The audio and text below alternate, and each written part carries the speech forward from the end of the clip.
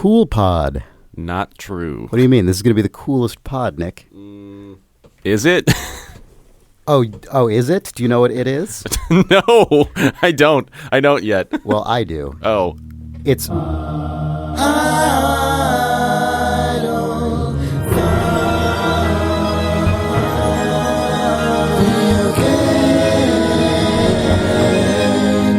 It's September 22nd, 2016, and this is Idle Thumbs, finally, Idle Thumbs 281. Oh, man. I'm Chris Remo. I'm Nick Breckon, and that's it. That is it.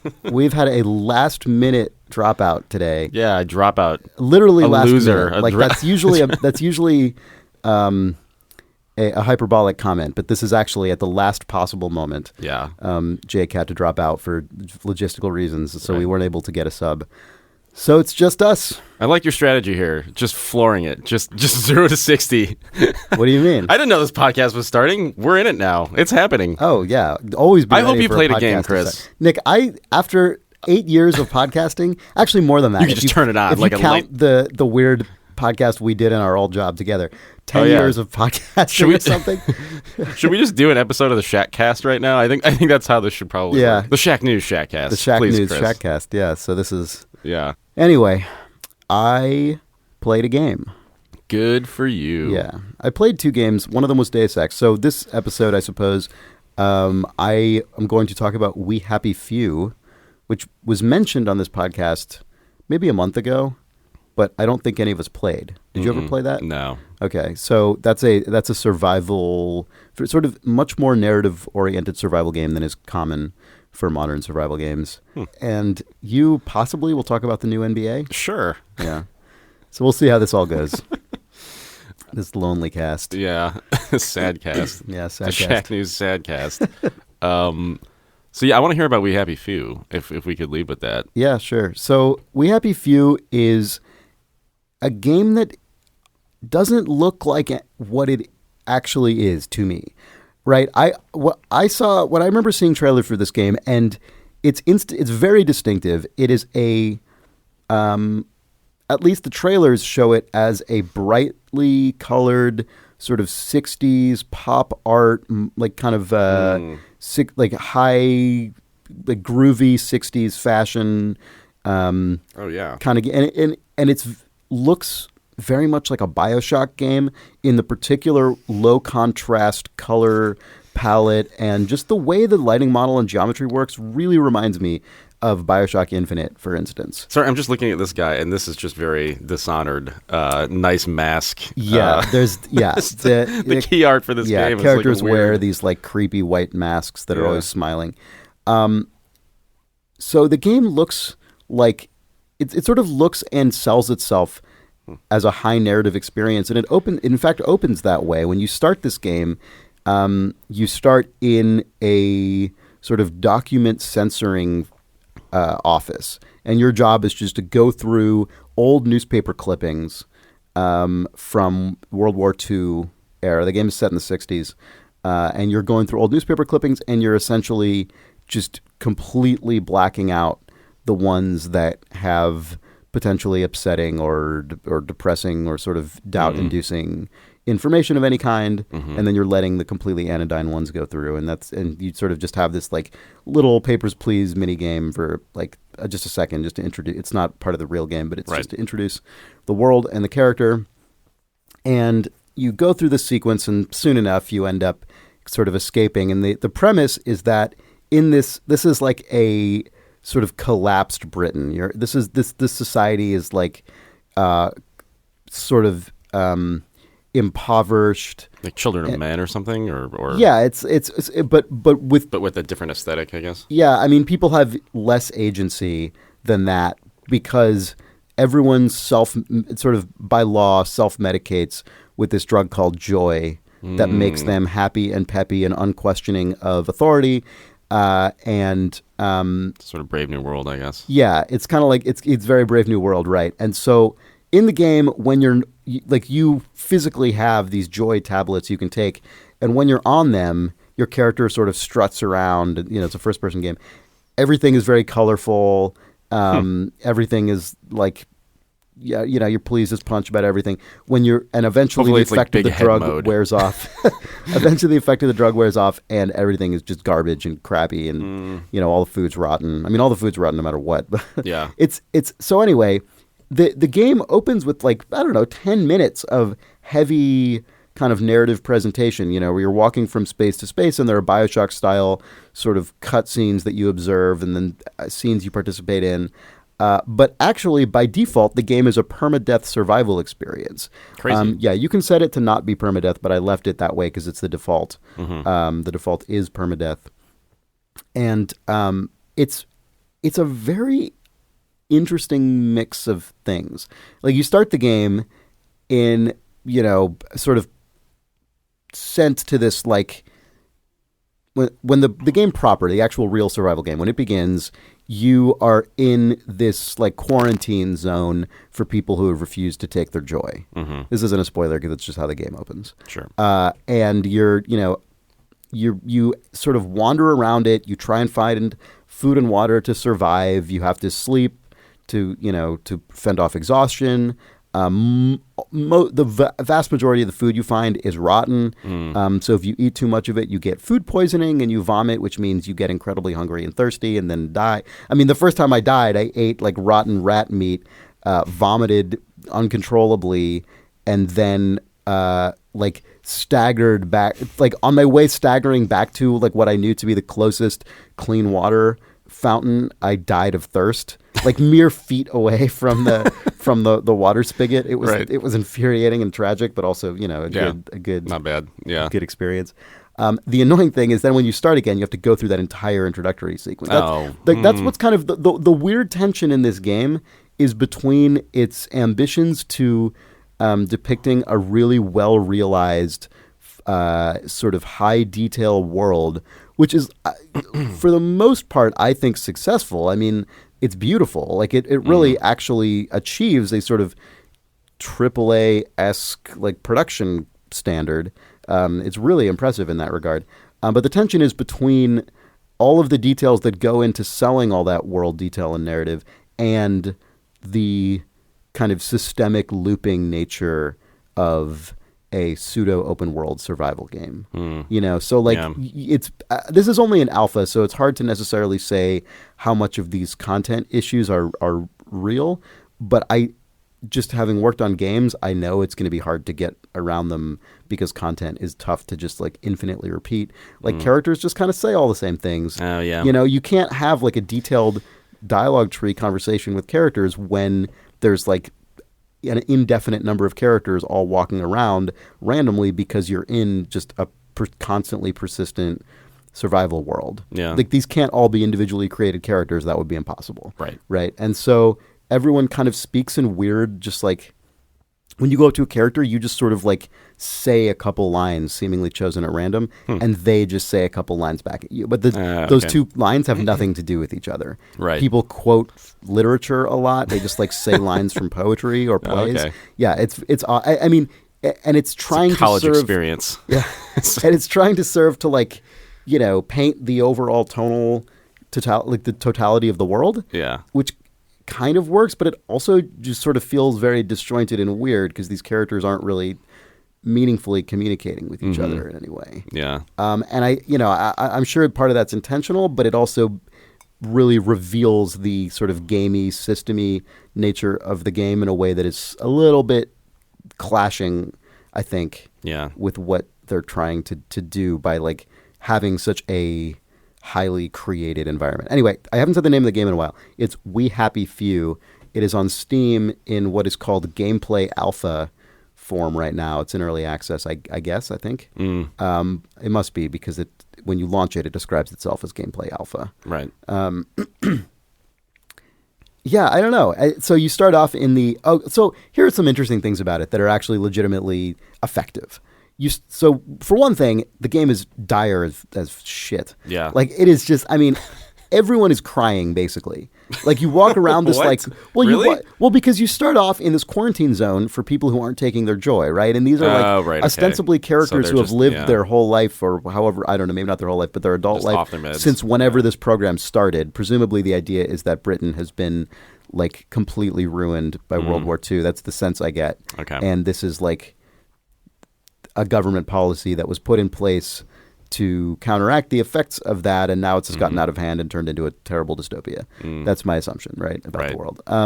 So, like, the way they sell this is that everyone is just, like, breaking down crying all the time, and everyone's brutal, and, like, you know, like a lot of games, you can only interact with people either by just talking, just, like, parroting a couple lines at them, or by killing them, essentially. So someone is sobbing and you just start quoting Shakespeare.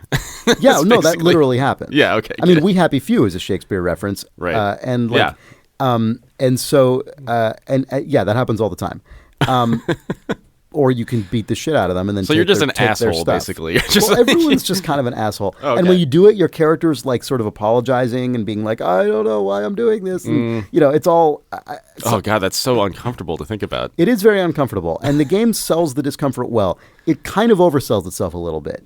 Just because of like, there's so much crying just everywhere. Right. But the thing that's incredibly effective is when the first time you manage to make it back into like you sort of go on some quests at the you know, to prove that you're able to reintegrate into society, and there's just like tons of side quests that just pop up as you walk around, just like little tiny things that happen, and it's not worth like describing them all. They're just the sorts of things that happen in games like this. You know, find X, give it to Y, you know, like character needs A. But when you first get into the joy place, it's actually amazing because people aren't just miserable, you know? And right, so like yeah. I actually didn't take a joy pill until I got there because I wasn't really sure what that mechanic was. Oh. You know? And so the first time I went in there, I'm just like, fuck, I don't ever want to like not be having this pill ever again. Good. Which is terrible, yeah, right? It's terrible, but it's what you want from this game. Yeah, it's shockingly effective. Yeah. And I like, yeah, I don't know. It's hard to explain. And then people can tell when the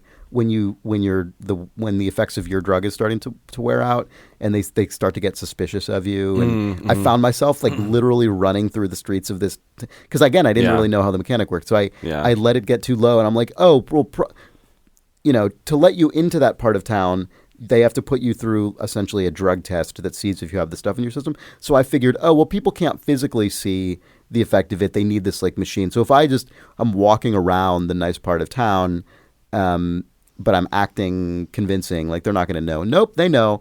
And so like I just found myself at one point like literally just booking it down the street while fucking like classic English bobbies with, you know, billy clubs right. are chasing me, and old ladies are screaming about how I'm a downer, and like and Benny Hill is playing or something. Yeah, and then I like duck into an alleyway where nobody is, like pop a pill, and then saunter out, like boo, boo, boo, and everyone's like, "Hello there, good fellow citizen." Right. So wait, does it only changes their appearance, or does it actually change like the behavior of? Well, it's first person, so I don't really know like what they're seeing in me. I mean, I think the game's intentionally first person so that they.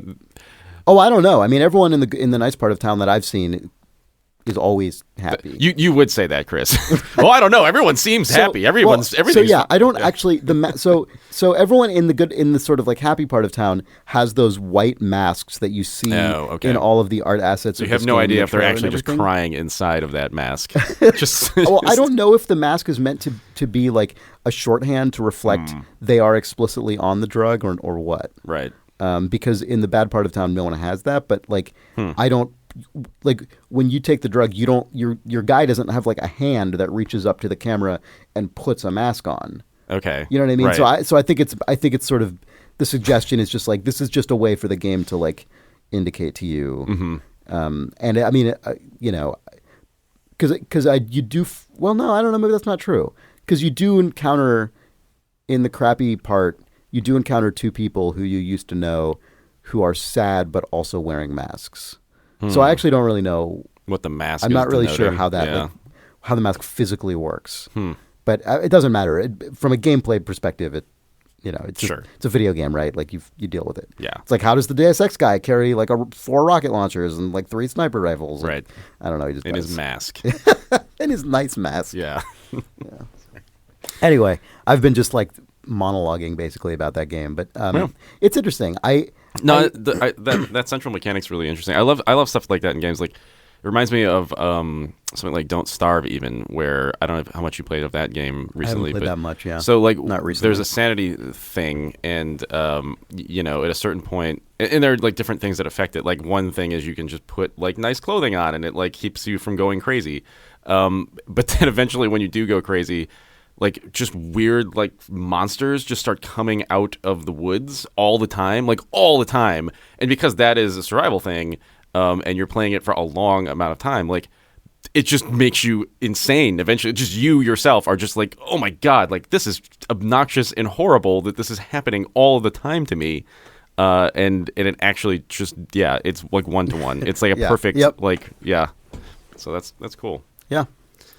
Yeah, it's, I find myself wondering this doesn't matter for discussing the quality of the game, but it is weird to play something that feels like it's trying to bring together such disparate targets. Like the narrative, survival, right? Like Dishonored or BioShock kind of aesthetic, like that. Yeah, those are those are all kind of these odds. days. First person even is interesting. Right. I would have never even just. Oh really?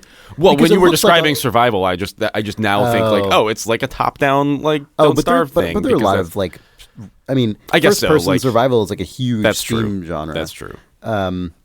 Yeah, but these days when you see something with art assets that look like this and the kinds of storytelling they're trying to do, I mean, at this point, I almost just assume, it's just not even going to have combat in it. It's just going to be a first-person narrative experience of some kind, which obviously is an incorrect assumption. Yeah. But like, you can do that now, right? Like, this isn't as surprising circa like 2007 when BioShock comes out, right? Because how else do you release a game that looks like that without having it be like you beat up a bunch of splicers? It actually is even more BioShock reminiscent, by the way, in that you're getting in fights with these completely desperate people who are on severe drug withdrawal.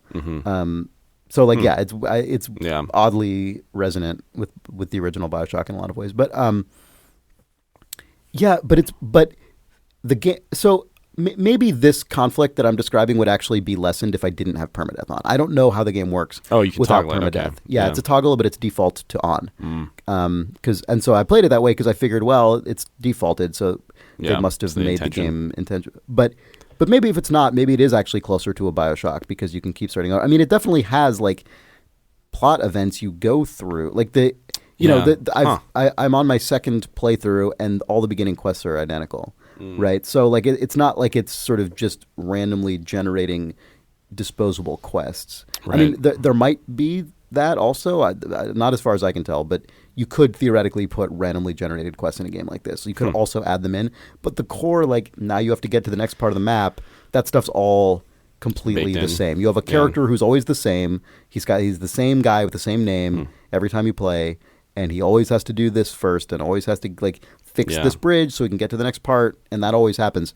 And so it's weird. Yeah, and so you're playing this game with this highly defined overall narrative structure and highly defined world, which seems like there'd be a group of people who's just interested in that. Yeah. But then the way you get through it all is with this incredibly hardcore survival loop, which feels like kind of just a different group of gamers at this point. Yeah. You know, the people who play your Arcs or your DayZs or whatever. I mean, that's different because that's like DayZ is a multiplayer game, and so on this game is a multiplayer. But, I guess your Don't Starves or whatever. Yeah, I guess so. I don't know. I mean, I'd be curious to know who's playing this game, how many people are playing it. Yeah. Because it feels, it's very ambitious, and it achieves most of its ambitions, I think. It's just an odd combination of things. That's really interesting. Yeah. I'm sitting here trying to imagine playing like something like BioShock with permadeath on, and enjoying it. And it's really hard for me to do, like mentally, to get to that place. So that's interesting. If this actually does work for you. Yeah. Yeah. Huh. All right. I'm curious to give it a shot at that point because that sounds crazy. Yeah, it's interesting. Yeah. Do you remember the speaking of playing something like BioShock and permadeath? Do you remember the online back when games criticism blogging was actually a thing. Do you remember the Far Cry 2 permadeath trend? Yep. That was a good that time. Was in life. Yep. I'm gonna speedrun Far Cry 2, Chris. You keep saying that, but you haven't done it. So I don't know if I believe you. So I haven't said this on the podcast. I started researching. Oh shit! Oh, no, and I didn't start doing it. No, but you've. But I started taking notes. Oh my god! What? And so somebody out there has already, like, this is like 5-6 years ago. And when I mentioned, like, on a stream or something, like, okay, maybe I'll speedrun Far Cry 2. Like an Idle Thumbs reader put in the Idle Thumbs forums. Like the one other person. Yeah. He posted. He was like, "Well, if you want to do it, here's the stuff that I found that exists for Far Cry 2 speedruns." And it was this post from somebody, like 5 or 6 years ago, and it was really detailed about, like, I've just started trying to run this game. It's weird that nobody else runs this game, but here are the things that I've done. Mm-hmm. And just reading that post made me, like, just anxious and afraid. Oh yes. I mean, it was in all the correct ways that you want to before you begin doing something like this. But it was crazy. That is an unforgiving game. It is a very unforgiving game. It is not a straightforward game. Like, like, it'd be one thing if it was level based. It'd be one thing if it was just an open world with one map. But the fact that they're, an entire other map opens up, right? And also just predictable enemy placement. The fact that this game it's predictable. They'll be at every single checkpoint. Yes, exactly. Right. Yeah, roving around, and you'll have your busted gun to deal with it. Yeah. No, I was reading this guy's just attempt, and by the end of this post, he was like, maybe like 5% of the way into, like, actually figuring out how to speedrun this game. But if anybody else wants to pick it up, go for it. 8 years later, or whatever the hell it is now, and it's just me sitting there going, like, I don't know if I can even, like, it's intense. He's pulling off things that I don't even know if I can physically pull off. You know what I'm saying? Like, and that's just his first attempt, and it was like still a 3-hour speed run. Oh God! Which that's the scary thing. This might be folly. This whole endeavor. But that's the way that all of these things begin, right? Because it always starts. I know, but are you going to be the guy who cracks it? Like, is that? That's tune in next time. I don't know. Probably not. But. I mean, I think realistically, the way that these things get cracked is that it's almost like crowdsourced, right? Like, enough people are speedrunning a game. Sure. So you're going to kickstart it's the almost Far Cry like QA 2 speedrun revolution. Well, I would almost have to. I think, you know what I'm saying? Like, I think otherwise, I don't know if you can shave Breckon off. Was put on this earth. Well, I mean, I haven't done anything else yet, so it may as well be this. It's a calling. Right. I may have to do it. I may have to be me. Might have to be me. Who else is it gonna be? It's gotta be me. Yeah. Anyway, I might do that. Okay. I might not do it. I look forward to you doing it or not doing it. It is so daunting. Just the idea that, like, an entire stream would just be one run through, and that's a perfect speed run. Oh my God. Yeah. It's gonna. Yeah. It's gonna be gross. you're not assuming you'd have to never die, right? Obviously, you'd have to. There would be quick saving and reloading for sure involved in this. Okay. But just a lot of mental like perfection over the course of 3 hours. Not something I necessarily am known for on a stream. So it could be a real disaster. Anyway, yeah, we gotta get that Twitch channel back going. We've been well, I did a coaster. You did a coaster stream a few days ago. A coaster and a Software Inc. YouTube. Software Inc. stream. Oh, I didn't notice you did that. Oh yeah. Yeah, Chris Remo, game designer. Oh, right. I saw some tweets. I saw some replies. Yeah. Well, we'll get those up on YouTube then. Oh, yes. Cool. Yeah. Yeah. I haven't really been playing anything else other than NBA 2K17. Oh, how's that going? So here's the thing. I only loaded it up just to play around with the character creation, yes. which is my favorite aspect of any game that includes that. Right. And Steve but then this year they've added. So last year I think they had some kind of bullshit like scan your face thing that you could only use with like a Microsoft webcam. It was like a very specific, like, you must have this particular thing to try it. This year, it's baked into the iPhone app that is synced up to like your Steam account essentially. So I gave it a shot, and it's basically just you load up the iPhone app, and then it activates your front camera, and you just sort of slowly turn your head left and right. And then different sort of like check boxes for like left profile, center left profile, like all of these things. You're like a fill Cyberman, in. scanning into basically, the cyberverse. That's what I was doing. Yeah. It said scanning into your cyberverse, your NBA cyberverse, and then I got done and with that and loaded up the game and then hit like import scan. It created the most like gumpy, sad version of my face that was also kind of still discernible as my face. The scary thing is totally discernible as you. The scary thing is my face was hiding inside of that face. Yeah, it like, totally was. Yeah. I had the mask on. Yep. But underneath the mask, it was like a dispirited, tired Nick Breckon. Yeah. Yeah. Who gained like 30 pounds and like shaved his head and yeah. That's me after running Far Cry 2 for like 6 years. Yeah. I found it was easier to just not have to cut my hair or brush my hair anymore. Yeah. I'm in the NBA. Would you draft me? Would you? I play good games. So yeah, I did that, and then the surprising thing about this though is that I rescanned my face after the sad version. And it actually worked pretty well the second time.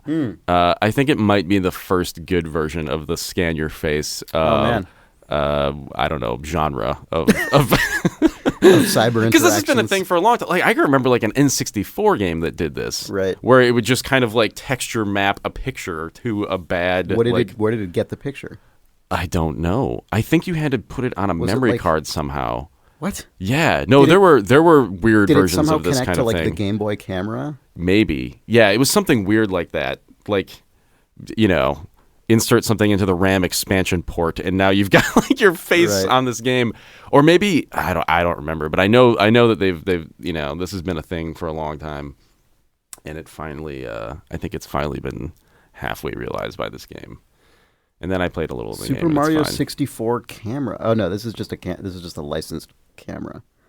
This is just a 35 millimeter film camera that Nintendo just put a thing on. Nintendo loves weird cameras, like the Game Boy camera. Yeah. Yeah, and then I played NBA, and it was fine. It was fine. It doesn't have a crazy Spike Lee. It does. Oh, no, that was 2K. No, that's what this is. It's the next year already. Oh, okay. Okay. No, it's by this year. It's by the director of Creed. What? Wait, really? They did the same thing again? But they did the same thing again with a different guy, and then the lead actor is Michael B. Jordan. What crazy? And Hannibal Buress is in it. How is this not noted off? Like the Spike Lee one got a lot of attention. I guess because the trailer was so outrageous that. Yeah, I think that's part of it. But also this year. I played a little ways in. And, did you know? Sorry, I'm looking up N64. No, yeah, I want to know expansions because I'm trying to find a camera. Did you know there was an expansion cartridge for the N64 called the Wide Boy 64? What? Wide Boy 64. Oh, I think I had that. Developed by Intelligent Systems. No, I think I had that. Oh my God. Yeah. What an amazing name. Oh yeah. Wide Boy 64. They call me Wide Boy. They call me Wide Boy. 64. Man. Then there's the 64DD. There's a bunch. Oh, the 64DD. That was the. That's like a disk drive. Well, that was only released in Japan. That Earthbound 64 was going to come out on eventually. There was a mouse. Oh yeah. There was a mouse for StarCraft. Mouse for Mario Artist. Oh, I guess that's what it was originally for. Well, there was a mouse for SNES. 64. There was the SNES mouse for Mario Paint. Or yeah, it was Mario Paint. There was a glove controller. Really? Yeah. There was a voice recognition unit. Oh, I knew that. Yeah. My God, I didn't know about any of this stuff. Oh yeah, it's just it's good. It's peripheral hell basically. There was the Super Scope. That oh God, I wanted the Super Scope so bad because they made it look like a bazooka. Like it wasn't just the stupid light gun anymore. It was like, it's the Super Scope. I think there was the one game for it. Man, Yeah. this is crazy. Oh, yeah. SharkWire online modem to connect to the sharkwire.com Oh, dial-in yeah. service. I wanted that really bad. The GB Hunter. What is that? Let's see. I can't even... It hunts for Game Boys. Oh, you can play Game Boy. It's a destroys different them. way to play Game Boy games on it. Okay. Oh, wait, so that lets you put a Game Boy into the, like, in the same way that, like, Game Boy Color worked on SNES, where you can put the cartridge into the expansion, and then it... Yeah, oh, but weird. I think the Wide Boy also did that. Yeah, it did. Yeah. That's why I had it. Yeah. Right. I was like, I need the new version of this to play Wow. nothing. Well, I can't find a camera anywhere in here. Huh. I don't know what I'm remembering then. Huh. Anyway, what were you actually talking about before I started talking know. about Wide Boys? Man, Wide Boy really missed its, like, mimetic sort of sweet spot in terms of when it released to the world. If Nintendo were to release something called the Wide Boy 64 now, the internet would explode. Yeah, that's true. Oh, well. If Nintendo released anything now, the internet would explode. Yeah, that's true. Yeah. I mean, I guess they do. Yeah, that is true. You know what's actually... Anything Nintendo does at this point. You know what's a disaster is that Jake's not here. Oh, yeah, no. The second you start talking about weird Nintendo peripherals, it's a disaster Well, that because, Jake is not present. Okay, here's the thing. I'm probably just going to mention this again when Jake's back so that Jake can comment on it if he has any comment. Mm-hmm. You know that Super Mario Run game they announced for iOS? Mm-hmm. I actually really want to play that. Yeah, I do too. I really want that. I went into the App Store and I clicked the like notify me when this is available button. Yeah. And the reason I really want to play, I think that game has taken some sort of preemptive shit online for just being kind of a cash in or being kind of ridiculous. But here's the thing: the whole idea of Mario running and never stopping, and you just all you're doing is hitting the jump button. Yeah. That the reason I really want to play it is because that's how I played Mario when I was a kid. Like I never had a Nintendo, and so I've mentioned this on the cast. So I'd only play Mario at friends' houses, and for some reason, like not having it myself, and therefore not having the time to like actually learn the game well. Mm-hmm. I mean, I didn't always play it like this, but I had this kind of weird, just assumption that somehow leaked into my brain that was like,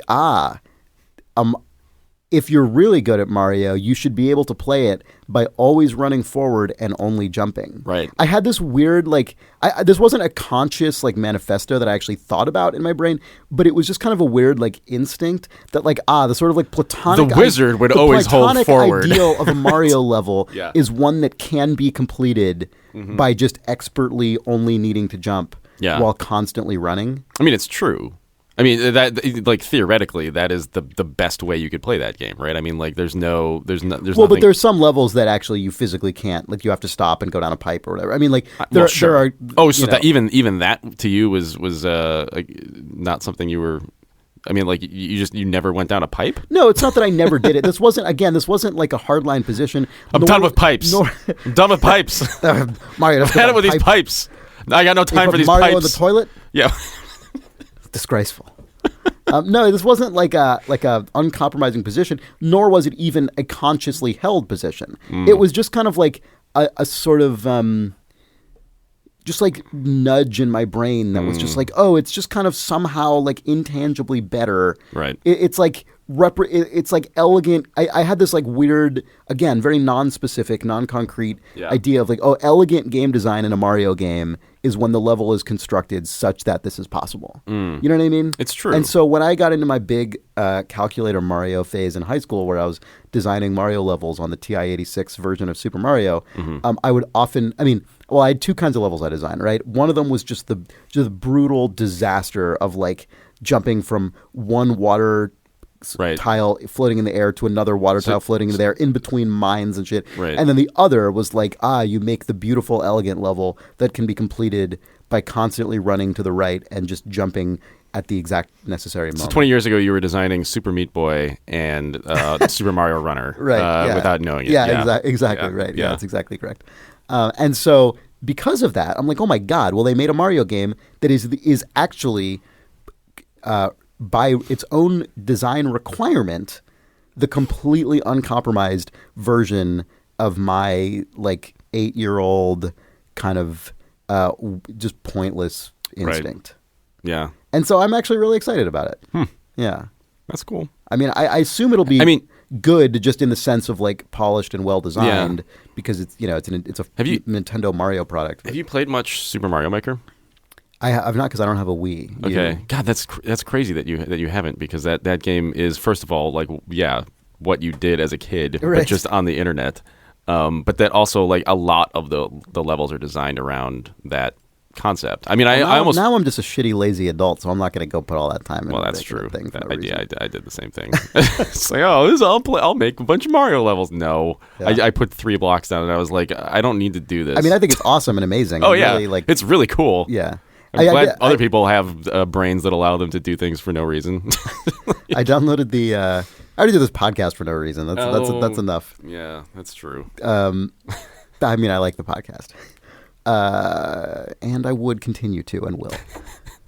Anyway, no, I don't. What am I doing? Why am I saying anything? I don't know. Podcast over. I'm just gonna let you go, and eventually the podcast will just be canceled. No, I downloaded the Forge, the Windows 10 Halo Forge level editor, and it is bonkers. I didn't know that even existed. Yes, I think because once I mentioned that I was playing, that I got that Halo anniversary pack with the Xbox One.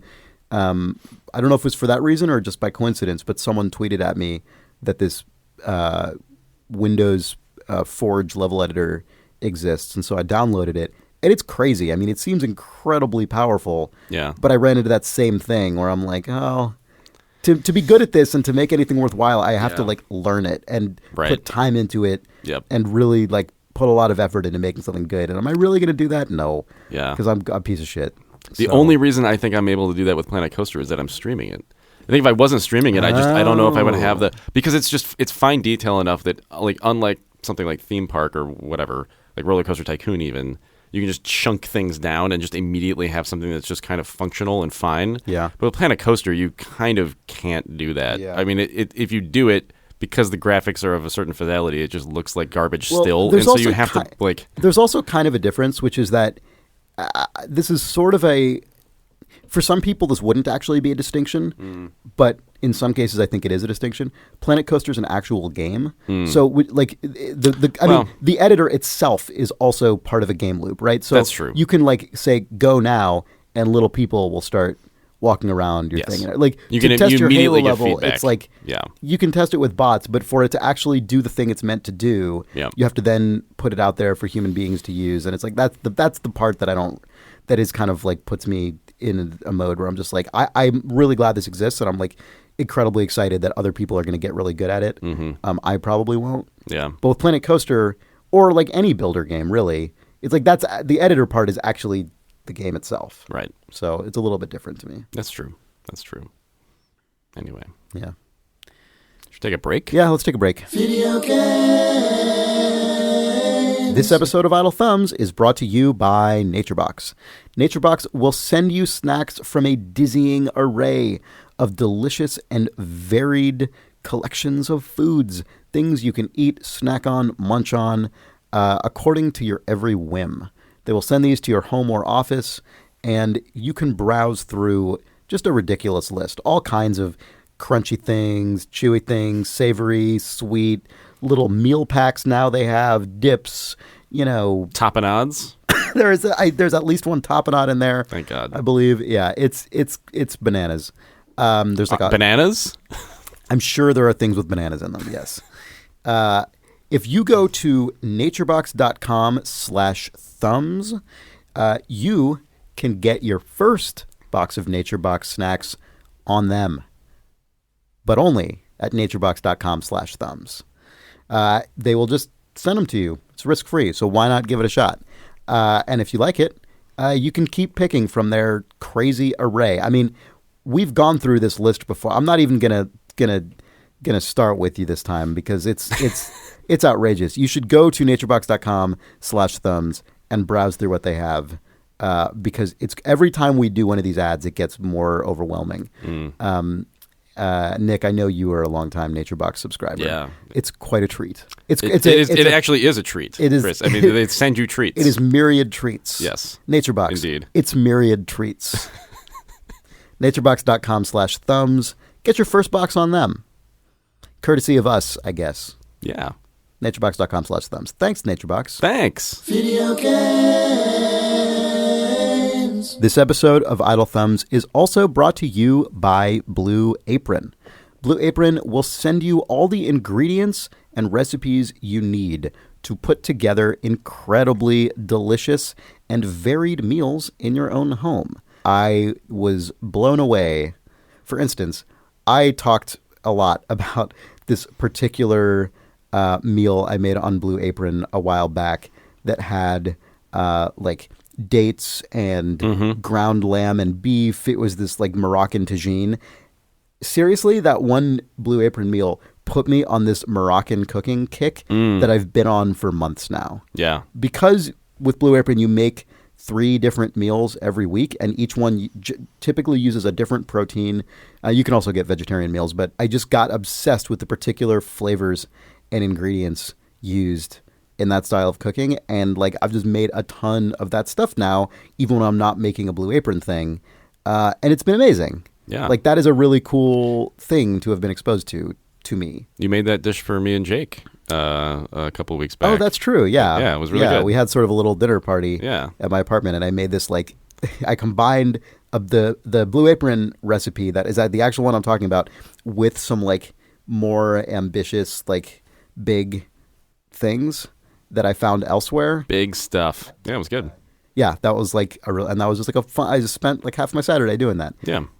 With the actual Blue Apron meals, you don't have to spend half your day. You just, No. they're like under an hour, often much less than that. But yeah, it's great. It's cheaper than going out to a restaurant, but you make these like restaurant quality meals. If you go to blueapron.com/idle, keep in mind that tricky code there. Yeah, blueapron.com/idle. You can get your first 3 meals free with free shipping. It's a good deal. So check it out. Yeah, try Why it not out. do it? See if it inspires you, Nick Breckon. It Get inspired, Nick. Surely will. Yep. blueapron.com/idle. Get your first 3 meals free. Video games. All right, we're back, I think. Oh. Hey, welcome back. Oh, thanks. Oh, man, Yeah. I'm tired. Yeah.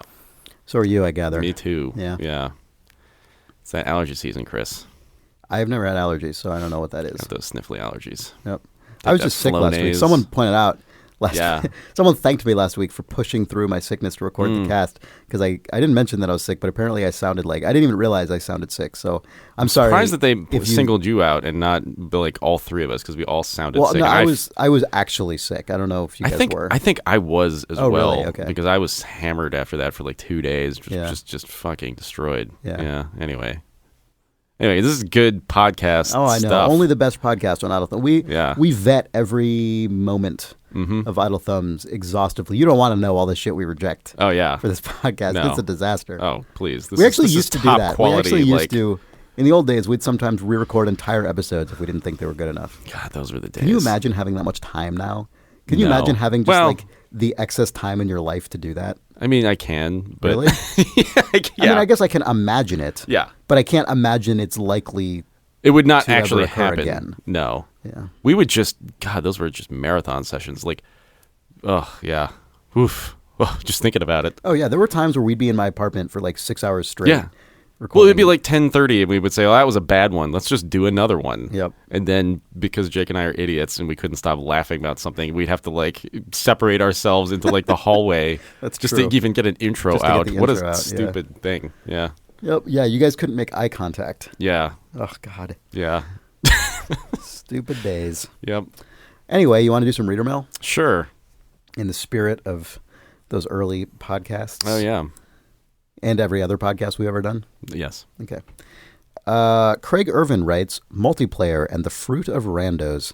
Hey, Thumbs. Similar to Nick's surprise at finding love in the skies of random Battlefield matches, I'd like to share my similar experience with Overwatch. In Overwatch, it's fairly critical to a team's long-term success to have at least one person play the healer. Since I've always enjoyed support characters in MMOs and class-based shooters, I happily take on the role. However, when I take a support sabbatical to try out the game's 19 other characters, the opening 30 seconds of the pre-match character selection often devolves into utter Cold War attrition. Everyone on the team quickly selects their robot assault troopers, bustling guerrillas, and back alley snipers, and in doing so neglects the devoted support and healing classes the game offers, which if you're playing against a competent team are essential to victory. The game's mechanics and menu notification stresses that a devoted healer, even a bad one like me, is a premium commodity, as it allows the majority of people who prefer to damage, tank, harass, and rack up sweet multi-kills to keep doing what they do. This means for someone who doesn't have a dedicated gaming community or friends who have Overwatch on Xbox One, there's an opportunity to offer my healing services in a mercenary for hire fashion instead of always playing solo. My success rate at being invited into Overwatch groups and Xbox Live parties with people I've played with is at a near 100% success rate. This is born from the Olive Branch message I send that reads, "Heals for you?" ?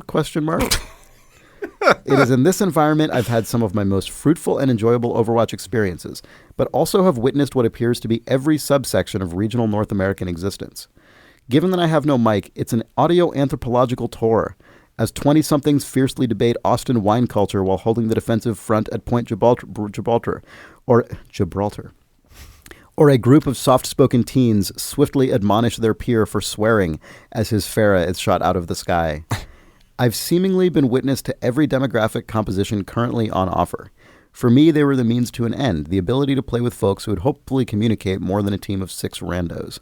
But what has been most surprising, and at first surreal, was how often they were incredibly polite, friendly, and enthusiastic. These groups, I think, are the larger difference between our experiences. Whereas Nick braved the caustic multiplayer jungle and came across some rare and serendipitous gem, I have found consistency and quality by willingly diving in and seeking out random cooperative experiences by offering a dedicated healing role as fair trade for my invitation into countless little covens and bastions in the online wilderness. We both relied on the random mass of humanity for our occasional reward, but whereas I've taken advantage of Overwatch's mechanical necessity of an essential class role, Nick derived his reward from the pure happenstance of 2 men finding each other complimentary on a single bombing run. Right. In a way, his feat, a moment of sanguine cooperation, feels much more significant given the chaotic nature of a 64-player game like Battlefield 1 versus the comparatively smaller world of Overwatch's 6v6 games. Would you agree? Thanks, Craig from Ottawa. Yeah, I suppose. I mean, one of the things that game, I mean, I talked about this on the podcast. Also, that's a good piece of mail. The Battlefield one will group you into like squads now, and so I think the fact that it's doing that is what allowed for this to happen to me. So there's a bit more sort of permanence of there's like an implied kind of comradeship that the game is sort of. It's trying to do that. It's clearly Yeah. not really successful in the sense that nobody cares. Nobody cares. But just the fact that he was able to spawn on top of me allowed him to jump into my vehicle while it was in the air, which created. So you're that already duo. instantly dependent on Right. one another. Right. Yeah. But then, really, I don't even know if I mentioned this, but the only reason that this guy ended up liking me is that I was allowing him to shoot at other planes, which, in a sense, is kind of sacrificing some of my like kill time to give that guy some fun. You know what I mean? I made a conscious choice to basically like allow him to do something fun to no benefit of my own. Right? Nick Breckon, selfless. Incredibly. I think you're known for that. Oh, please, Chris. You've known me for many years. I've known you for many years. Always will sacrifice for the Always. greater good. Every time. instance. Never selfish. Yeah. Anyway, I've never teamed up with Chris in an online game. If you can't tell, That is false. that is true. We played StarCraft 2v2 every day for like a year. Yeah, that's true. That's true. Yeah. So yeah, what this email makes me realize is that I totally actually know this from experience too, is console matchmaking style parties, excuse me, in a lot of ways fulfill the roles that dedicated servers used to fulfill on PC, and it seems like less commonly so do now, Right. as more games have the matchmaking style. You know what's cool about Battlefield 1 is multiplayer. they actually brought back dedicated servers. You can actually, there is a full dedicated server browser now. Is there an actual culture of... I have no 'Cause, I idea. mean- I'm sure it's not to the same extent. You probably to find that now, you'd have to go play Counter-Strike or something, because I think that's still the way that game is Because run. definitely my best memories of PC online multiplayer are finding the dedicated server. Oh, yeah.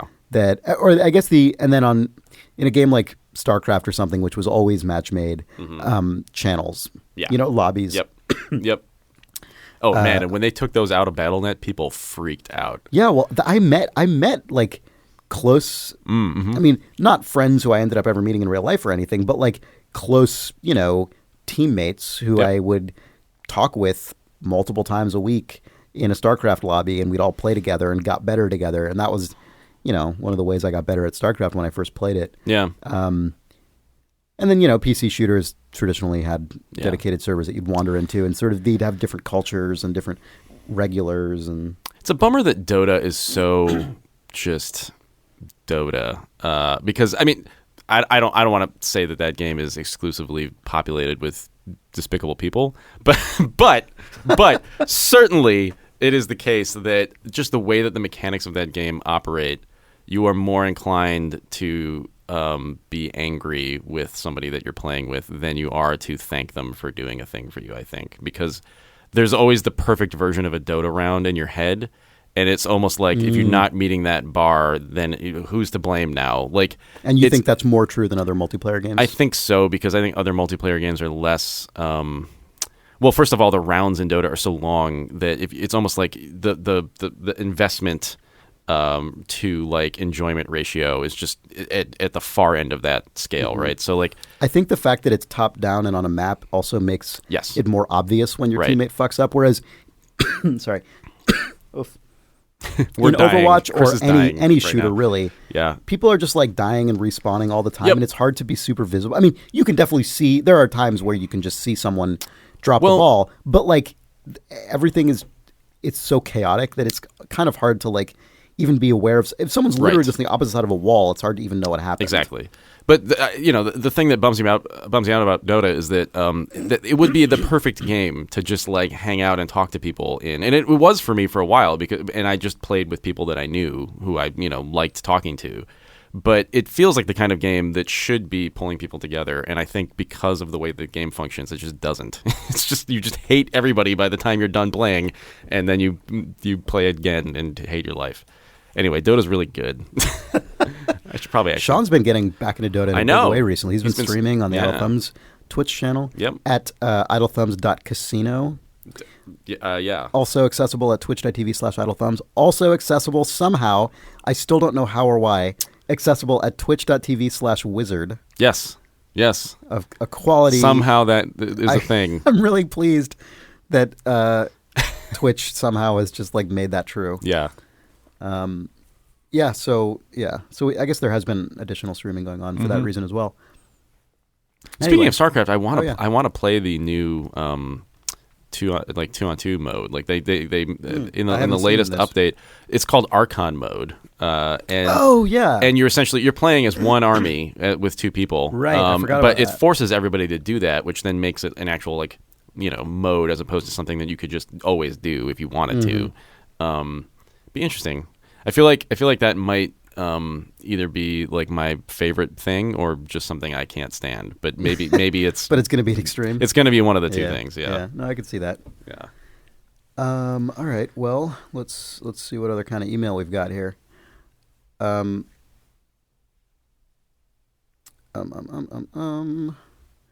email app reset itself. Okay. Anu P writes, I'm a little behind on my episodes in video game news. I just listened to 275 where you talked about a person going through a traumatic event by playing a Shaun Murray wakeboarding game.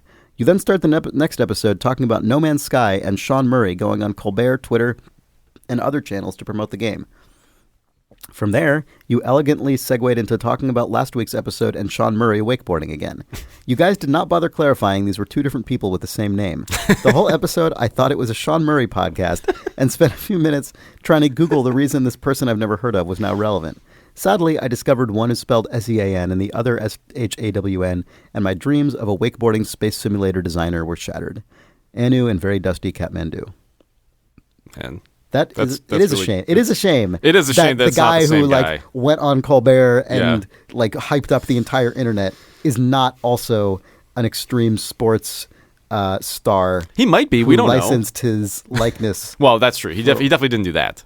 Actually, it would be even better. He might wakeboard, though. What would be actually way better is if Shaun Murray Extreme Wakeboarding or whatever were actually just designed by Shaun Murray, and Shaun Murray was not a wakeboarder. Right. But is just such a star game designer that his name actually takes precedence over the real life athletes depicted. It's in like the Sid game. Meier's, wakeboarding, but with Shaun Murray taking the. It would be like if Madden wasn't called Madden, but if Madden was the name of just like the guy who works at EA, Tiburon, right, as the lead Well, I don't think designer Madden of ever played football, so, I mean... I thought he did in college or whatever. Oh, maybe in college. I don't know if he played pro, but yeah, that is too bad that he is not just some wakeboard video game luminary. Yeah. I mean, who's to say? We don't know what Hello or is it Hello Games? We don't know what they're doing Hello next. Games, yeah. I assume what they're doing next is working on No Man's Sky forever. Well, I mean, not forever, but for long enough to, like, I assume what they're trying to do is, recapture goodwill and, patch in wakeboarding. Yeah. Exactly. That would be amazing. Why not? I mean, at this point. Yeah. Well, I don't know. What do you think? I'm going to sort of take a detour. What do you think the chances are of No Man's Sky sort of like climbing out of the controversy hole? I don't know what to call it, but like it's in the doghouse, right? It's in the doghouse. Yeah. Which is the thing now. I feel like that's to me anyway. It feels like a recent phenomenon where I guess maybe with just recent? So here let me just throw out I was thinking about this because I actually downloaded this game. Yeah. I'll talk about this next week, I guess, but I completed Deus Ex Mankind Divided. Yeah. And I was just like, I want more Deus Ex. I want to play more cyber hack game. Yeah. I want like more climb through vent game. But I didn't really want to replay the original Deus Ex because I've done that within the last couple of years. I mean, it's a great game, but I'm like, okay, well, I'll download Deus Ex Invisible War. The much maligned sequel. And by the time it finished downloading on Steam, I already was just like, I don't need to try that game again. Right. And that game feels like a game that has just been eternally in the gaming doghouse. I suppose so. Right? And that was like 10 years ago. Yeah. No, that's true. That's true. Or more. I guess now it just seems so much more extreme. It feels like you can see the pendulum social media swinging exists now. That's what I'm saying. It feels like now it's so palpable when something is in this doghouse versus in the past, whereas like, yeah, there'd be like mixed reviews, and then there, some people would sort of like post on Shacknews or something. But now it's just like, oh man, yeah, this game's in the doghouse. People hate this game, and if you're not hating it, then you're not cool. You know what I mean? Like I feel like there's this like very like strange. You know what a really good barometer is? If you encounter someone just in the world who's not necessarily a video game person, but they still know the game's in the doghouse. Mm-hmm. Like, yeah, that's what I'm saying. Sometimes you'll be just like in a cab or something, yeah, and the cab driver will be like, anyway, so like, what do you do? And you're like, oh, I make video games, and then they'll just volunteer some opinion, right? From that's just like, oh, I heard that No Man's Sky game's a real piece of shit. Yep. Like just you'll just like get the like totally honest like look in, because we spend so much time interacting with people who are in this stupid industry and know all this stupid crap because it's all part of our lives. But sometimes you'll just like have or like you'll be at a party or something and you'll like meet a mutual friend who doesn't really know anything about like actual game development because why would anyone? Yeah. But we'll just be like, oh yeah, I kind of play games sometimes. Yeah. I heard that No Man's Sky thing was like real bad. Yeah. That's to me like the cutoff. Right. Right. Is when the person who isn't like fully inculcated in this culture. Yeah. Will still be aware. Yeah. Of the thing. The people that bought Wide Boys. Really? And now, no, they're laying around in their closet. They've got the Wide Boy. What? They haven't played games since really then, really. Yeah, is what okay. I'm saying. I don't. No, there's a certain. I think the people who bought Wide Boys are the people who are still fully engaged. Really? I don't know about Wide that. Boy, I think the people with the N64 peripherals in their closet. Listen, there's a certain class of person that was like fully who had a Wide Boy. We call them wide men. Oh my god. There was a person that just like fully invested in like the N64 or like a previous like a console when they were a kid, and now they've got all that stuff. And if you ask them about like games, they're like, oh yeah, I played like Wetrix and just like they just weird shit. No, they didn't. Yes, they did. They always have the one weird game that they just like Wetrix on my Wide Boy. This is Nick Brecken's view of the sort of like lapsed casual gamer. Yeah, is like they owned a Wide Boy and played Wetrix. You're gonna make fun of me right now, but I bet next time we're gonna get a lot of reader mail from people who are like, I was totally that guy. Oh yeah, I was totally that guy. I had a Wide Boy and I played Wetrix. Fuck off. I'm saying it's a thing. I'm saying anyway, it's whatever. Back to the topic at hand. Just what? I don't know. No Man's Sky, I guess. Yeah. Okay, so do you think it can climb out of the doghouse? Sure. Okay. No, I think it probably. I think it probably. I think it probably too. can. I think anything can. I think honestly, the real answer to this is that at this point, I think anything can, given enough time and enough actual support. Yeah. I mean, I think we live in a just sort of increasingly universally polarized world. So I suspect there's a group of people that game is never going to win back. You know, who's Sure. always just like, well, that's just this game forever is like a disappointment, and They that's stole that. my money. Yeah.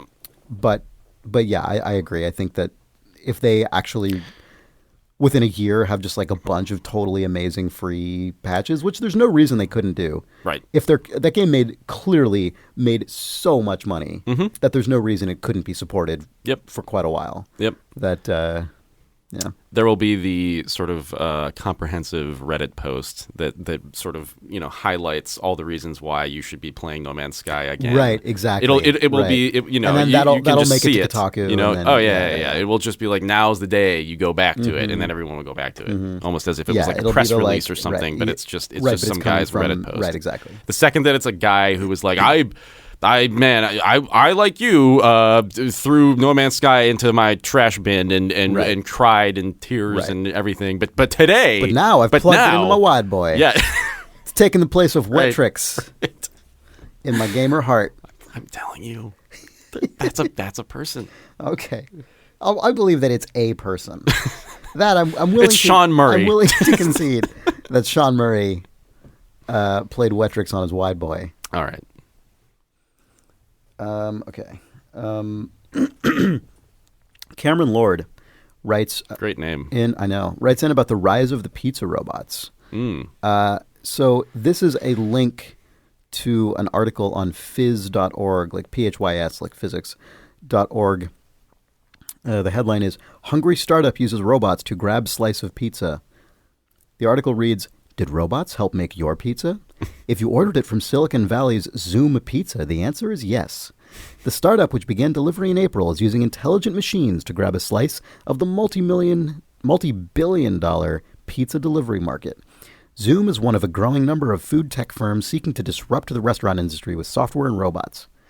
We're going to eliminate boring, repetitive, dangerous jobs, and we're going to free up people to do things that are higher value, said co-founder Alex Garden, a dangerous former jobs? Microsoft manager and president of mobile game maker Zynga Studios. Oh, Yeah. wait, what? Yeah. Zynga? Yeah. Yeah, I don't really understand why What? pizza making is like a boring, repetitive, dangerous Zynga job. getting into I mean, I guess pizza? in the sense that like most jobs are boring and repetitive. I mean, But dangerous? yeah, I mean, I guess Where there does are the hot danger oven come in? involved. You know what's crazy about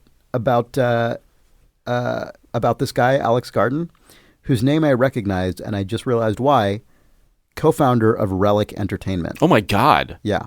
Oh wow. Wait. Yeah. Relic Company of Sin? Heroes, Dawn of War. Oh wait, Relic. no, Relic. No, No. sorry, No, wrong one. no, you're Wrong right. No, one. Relic. I was thinking of Ritual. Relic. Yeah, I was thinking of Ritual. Oh, you were thinking of Ritual. thinking of No, Relic, I was which right. Is, which is I correct. was right. Yeah, Homeworld, you were right. Homeworld, Dawn of War. Yeah. Company of Heroes. Okay.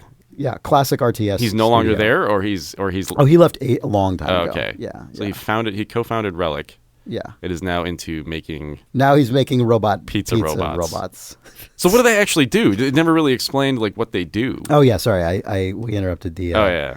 the article here to mention that weird fact, which I don't think the person who emailed this recognized the gaming connection here, but yeah, Alex Garden. Inside its commercial kitchen in Mountain View, pizza dough travels down a conveyor belt where machines add the sauce, spread it, and later carefully slide the uncooked pies into an 800-degree oven. The startup will soon add robots. Sorry. If I were a robot recording this podcast, I Right. wouldn't need to clear my throat or ever get sick. True.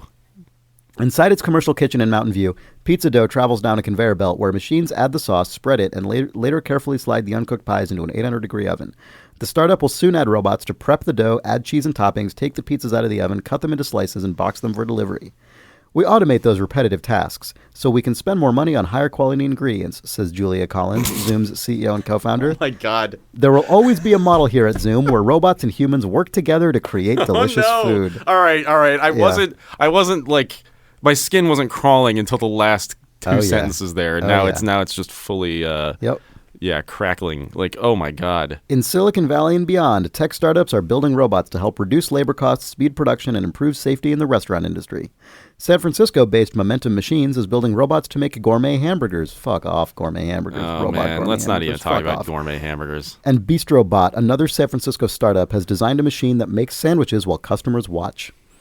We're trying to automate some of the stations you might find in restaurants, said co-founder Jay Reppert. It's quicker, cheaper, more consistent, and a really fun experience to share with people. Oh, my God. Robots, you know what's fun to share with people? Money that you pay them for doing a job. Robots may be able to produce simple foods such as pizza, burgers, and sandwiches, but they won't be taking over restaurants anytime soon because they still struggle with irregular tasks that require fine motor skills, judgment, and taste, said Ken Goldberg, who directs the University of California, Berkeley's Automation Lab. But we're working on that too. He said. Yeah, no, I saw. No, that's true. I saw an article a couple of weeks ago about. Remember how like a year ago we said robots can't be butchers because it's too like complicated and fiddly. I saw an article like a month ago that was like, well, they're working on that now. Like, get ready. And you've seen that robot that's just the giant tongue. So, you know. I don't know if I have. Well, it's out there. Gross. Yeah. I like that he's using the excuse of like better ingredients. Yeah, I know. Which is just like you can just imagine the like post-apocalyptic TV that's sort of like fuzzy in the corner, and like there's like a trash fire over on the other corner, and then there's this TV that some kid's watching sort of blankly. Better ingredients, better pizza, food. Papa John's, and it's just like zooms out to the Fallout. Yeah. The ink spots start playing a song. Like your robot friend makes food safely, tasty, and cheaper than ever with high quality ingredients. Right. Yeah. War never changes. Yeah, in the Fallout version of that, there would be like a robot chasing somebody with a cleaver as well. Just anyway, it's true. Yeah, with a chef hat. Right. Yeah. Actually, no. Sorry, that would be a level later in the game. You would go into the pizza shop, right, and it would be quiet, and then you would get to the ovens, and then there would be like a crazy like pizza chef robot. Also, environmental storytelling. There'd be human skeletons in the oven. Right. Yes. Exactly. Yeah. With pizza sauce just kind of splashed around as a like texture. Yeah. Mm-hmm. There's so many jobs in food service that are so complex, it will be a long time before we have robots doing all of them, Goldberg said. I want to reassure restaurant workers that the skills they have are still going to be of value. Fuck off. The whole point of this article is that they're not. Like, literally, this is an article about robots replacing people in restaurants. How can people say things like that with a straight face? Man. I mean, maybe that's just the future, fine, but like don't claim that it's not when you're doing the thing that makes it that. Yeah, right. It's going to be good, Chris. Are you ready? Are you ready for a robot to replace us? I mean, I guess. I mean, everyone's just writing in with new Idle Thumbs algorithms. It's probably not, it'll be a long time before anyone replaces us. Like, it's going to happen. Everything is so fucked. Here, Charity Suzuki regularly uses the Zoom mobile app to order pizza. She isn't bothered by the robot cooks. It's delicious. It's always hot and fresh when it comes. Oh, yeah. I can't tell the difference that it's made by a robot. That it's made of people. I mean, of course. I can't tell the difference. This is why it's the future, because we're not going to know the difference. Everything tastes like chicken. Yeah. Oh man, we're completely fucked. God damn it. Ugh. Man, speaking of skeletons, there was an amazing. Do you know Zach McClendon? I don't know him, but I know of him. Yeah. So Zach McClendon is a great video game designer who was the design director on BioShock II at 2K Marin. Yep. He worked at I think he worked at Crystal Dynamics for a long time. He worked at Harmonix. He's at Double Fine. He's a lead designer at Double Fine now on Psychonauts 2. He's just a guy who's been around for a long time, very well respected by people who've worked with him. Anyway, he has a kid, and he posted this. He has a 4-year-old. And he tweeted something the other day that was amazing, which was, quote, "What if someone died with their dress on and then there was a skeleton in a dress?" Attributed to my 4-year-old future level designer, which is just amazing. Oh, man. And I replied to him, what if they had to communicate a written message, a dire warning, say, to future passersby, but no writing implements were at hand?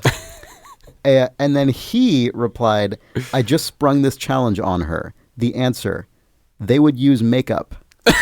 hired. Oh yeah. So good. Oh yeah. So good. Oh yeah. Please. Already entire library of immersive sim Yeah, first person yeah. games totally owned by 4-year-olds. Oh yeah. Why not? Already Why better not? than the solution used in all games. Yeah.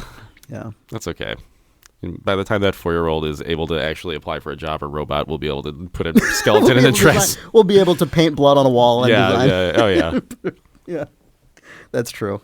I put it on the wall. I just make a dead thing and then place it in a particular position and do that. Slump it over against and over a wall. Okay, I can do that. Message on wall. Sure. Yeah. Just an entire game full of rooms with skeletons and. Robots are kind of already designing games if you consider procedural generation. Yeah.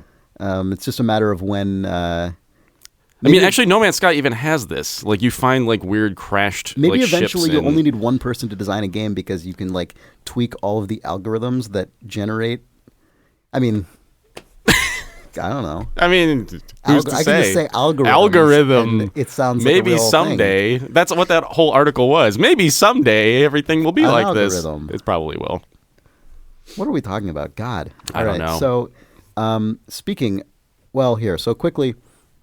Speaking of numbers and shit, Chris Warren writes in about Anno titles and screen resolutions. A lot of people wrote in about this, so I'm just reading one example of it. A lot of people posted on the forums, tweeted at us. Anyway, this person writes, "Hi Thumbs, wanted to give a possible explanation for why screen resolution labels can also be titles of Anno games. Most of the resolutions you listed in episode 280 have 16:9 aspect ratios, meaning the number of rows of pixels is always a multiple of 9. If you take any multiple of 9 and add up its digits, your result will either be 9 or another multiple of 9. For example, 9 times 9 equals 81, 8 plus 1 equals 9. 9 times 73 equals 657, 6 plus 5 plus 7 equals 18, and 1 plus 8 equals 9. I actually knew this, and it just didn't occur to me. Yeah. I knew this property of multiples of 9. He says, this doesn't tell us why the developers chose 9 as the number their titles should add up to, maybe because it gives them the largest range of options for a single-digit sum. If they decided they had to sum up to 2, they would have had to jump from the year 2000 to the year 10,001. Anyway, thanks for the great podcast, Chris. That still doesn't really answer the question, because why did they decide that there needs to be any number that they all add up? Yes, the real question is, why did they do any of this? Yeah. But I wonder if anybody's actually asked them that. Because is that something that they've commented on in an interview somewhere? I don't know. That's the kind of thing that would be really hard curious to search to know. for. Yeah, it'd be hard to search for it, but now I want to know. Me too. Well, this is crazy because the series has been going since 1996. Yeah. So it's been preserved for over a decade now. Yeah. Or I guess 2 decades. Horrible. Weird. I want to play Anno 10,000.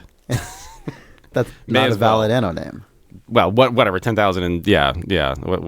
Was it 10,000 that he said, or 10,000? It's 10,001, right? I don't know what you're asking me. It adds up to 11, though, doesn't it? Is it 9 or 11? 9. Okay. Also, 10,001 doesn't add up to 11. It adds No, up I to know. 2. It can, yeah. He was saying, had they decided to sum up to 2. He's saying 9 gives them more options because it's the highest number, the highest single-digit number you could add up to. That's true. So it just gives you more options. Yeah. All right. Gabe Lewis Mikalski writes, "Hi, Chris, Nick, and Jake. Bye, Jake. Bye, Jake. I tweeted at you a few weeks ago to let you know the author of objectdreams.tumblr.com, which is the blog we got the Batman and Paris Catacombs text from, is none other than Jamie Brew, head writer at clickhole.com. Oh, man. Yeah, he also creates predictive text songs using the works of Bowie, The Strokes, Dylan, etc. I don't believe he's published or released these anywhere yet, but they are delightfully odd. He plays them at shows around Chicago, and as a songwriter myself, I'm always angry I didn't think of it. As it's become a fascination with the community and a public figure I happen to know, I thought I'd drop that detail in for you. Also, I would like to create a comic book hero based on Nick Breckon named Bricknecken. I imagine he has a brick for a neck, but I can't draw, so maybe someone on the forums can handle it. Thanks, love the cast, down to pod, Gabe Mikalski." And that's good knowledge. Yeah. I appreciate that. that. Yeah, that's really good. Finally, actually, here, quick note. Matt Giuca writes, "Hey Thumbs, as a longtime Myst fan, I enjoyed your coverage of Obduction.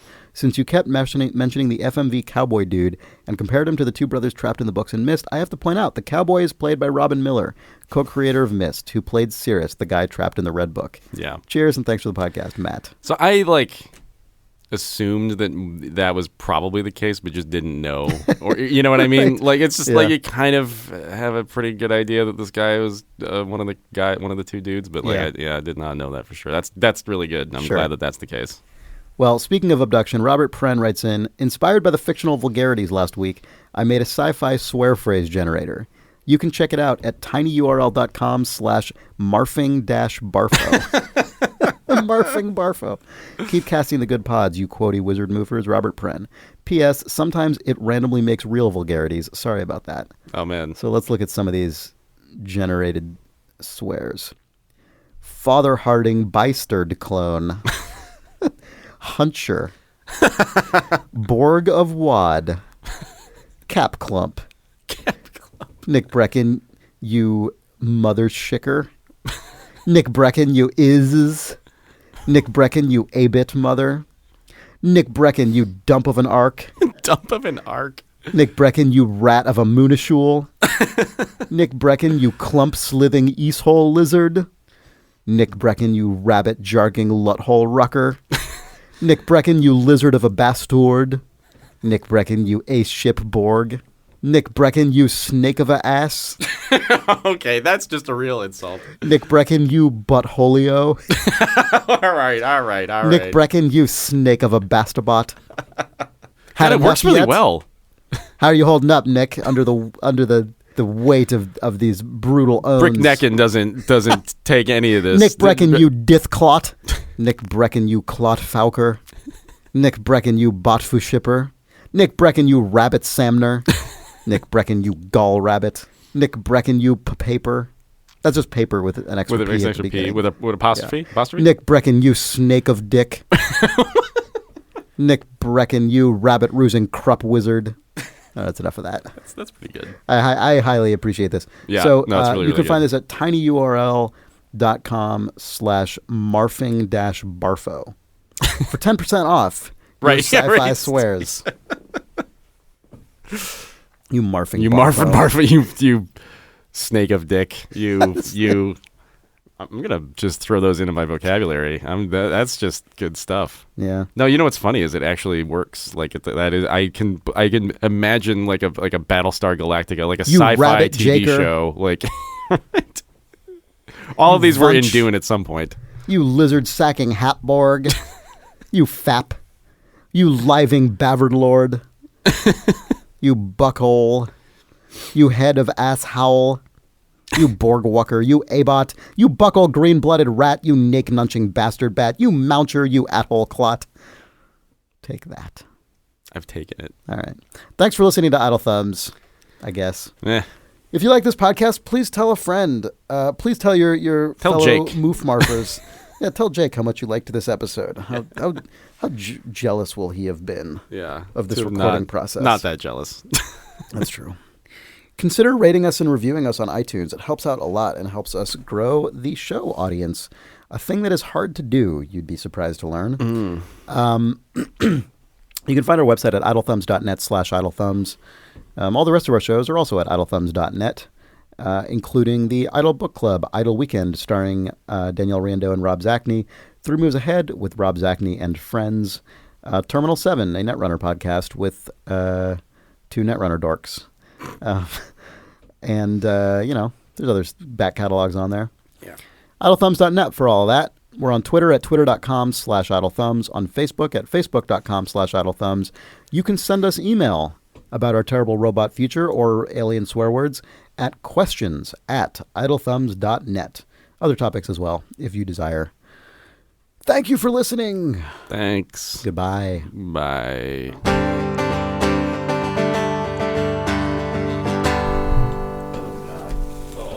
Oh man, I'm so glad that it's over. I feel terrible. Oh man, I'm sorry. I feel like I'm gonna throw up or something. Whew. Wow. I'm gonna just throw those into my vocabulary. That's just good stuff. Yeah.